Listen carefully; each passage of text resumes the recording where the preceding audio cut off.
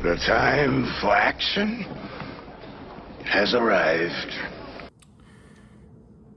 I want to give you a small lesson about gaslighting, about political theater, if you will. Right now, the Republican Party it's running out of ideas. And frankly, it's becoming more and more desperate every single day they talk.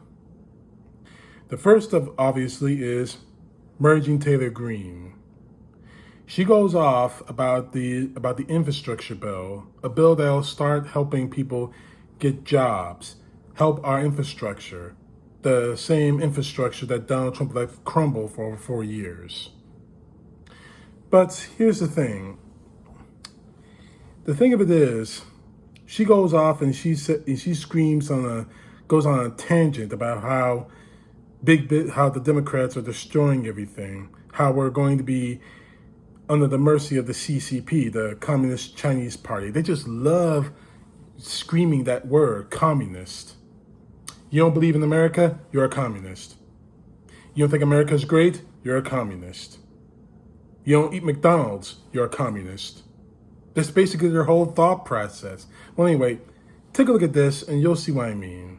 We should not be facing voting on bills that lead us into disaster, some sort of climate accord that's going to write tickets to everyone for how much carbon you put out, and leads us into serving the communist Chinese government.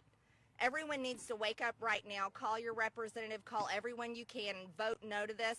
And any Republican that votes yes to an infrastructure bill that helps Biden pass his agenda when bumbling Biden doesn't even know what he's doing, then that Republican is a traitor to our party, a traitor to their voters, and a traitor to our donors. They should not vote with Democrats to help Biden achieve anything, because Biden is doing everything he can to run America off a cliff.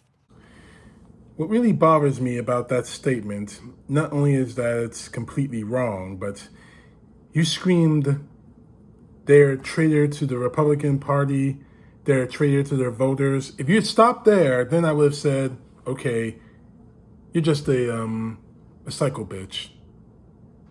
But then you decided to go even further. You said a traitor to their donors. I don't give a crap about donors. And you shouldn't either. Your job is to represent the people of the United States of America. And more to the point, the people that got you elected. The people who voted for you, Martin Taylor Greene. Not the donors that fed your war chest. That shows where your loyalties are. And a lot of loyalties for the Republican Party, mind you. Now, speaking of the rest of the Republican Party, this is just wrong as wrong can be. Not too long ago, the Republican members of the Senate Judiciary Committee decided to call Merrick Garland, the Attorney General for the United States. They decided to call him out on the memo FBI was funding with law enforcement, the Attorney General to the Director of the FBI, the executive officers for U.S. attorneys, the Assistant Attorney General, the Criminal Division of the U.S. attorneys, excuse me, and the subject of that, pay attention, the partnership among federal, state, local, and tribal and territorial law enforcement to address threats against school administrators, board members, teachers, and staff. Now, we shouldn't have a problem with this. I'll take my cues from a man who helped prosecute the Oklahoma City bomber. But unfortunately, Republicans want to take it to the next level. They want to go even further than it should have gone. They say that this memo, which I've read from every single paragraph, says that they're treating parents like domestic terrorists. In this memo, I have not seen one mention of the word, or any of these words, and any variation of the word terrorists or domestic terrorists. I haven't seen any word I haven't seen any words like that. Matter of fact, here's a copy of the memo. Now, if you read here, you'll see that there is no mention of terrorism, or anything else like that. But if you watch the videos that I've seen, videos that happened in places like Tennessee, Virginia, all over the South, school board members and teachers being attacked, even parents being attacked by two kinds of people. I'll get to that in a few moments. Then you'll understand why Merrick Garland is doing this, why Merrick Garland wants an investigation against these types of people done. Now, here's the thing. Again, nowhere in this memo does it says terrorism or terrorists or any variation of the word. The thing is, obviously, all they care about is gaslighting people. And by they, I'm going to give you just a few examples. Josh Hawley. It's wrong. It is unprecedented, to my knowledge, in the history of this country, and I call on you to resign. Marsha Blackburn. Ask you, knowing that you really helped bring to justice those that caused the Oklahoma City bombing, would you really honestly put parents in the same category as a Terry Nichols or a Timothy McVeigh? My God, absolutely not. Then why would you ever release a memo? I mean, did you write that memo? Did staff write that memo? What would have led you to do this? It is so over the top. Senator Pick My Tom Carton.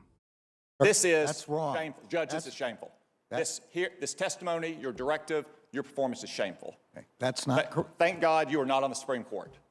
You should resign in disgrace, Judge. And of course, Ted Fled Cruz. This is a memo to the Federal Bureau of Investigations saying, go investigate parents as domestic terrorists. And you noticed, of course, that none of them have said anything about the children, protecting kids from the coronavirus You notice that that's not what their mind is. Their minds aren't on protecting people, protecting their constituents, protecting their citizens, protecting Americans. Their minds are only about one thing and one thing only: getting themselves reelected. And the pathetic part about all of this is the simple fact that really what the real problem with all this is that it's so incredibly obvious. If it's obvious to me, it's obvious to all of you. They don't care about protecting the people of this country. They don't care about protecting Americans in this country, regardless of how many times they want to try it out. They want to call Biden this, that, and the other. No matter how many times they want to call me a communist for supporting mask mandates or getting people vaccinated. It's all about appealing to the lowest possible denominator.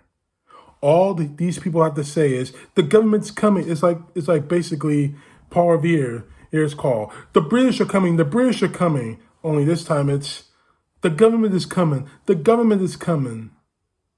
No, they're not. People are being threatened.